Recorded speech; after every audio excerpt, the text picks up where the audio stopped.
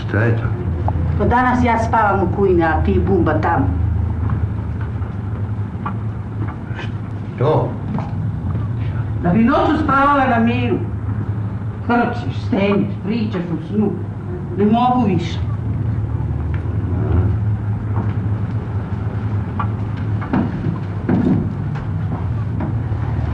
Znači, ja i Bumba dobijamo zasebnu rezidenciju.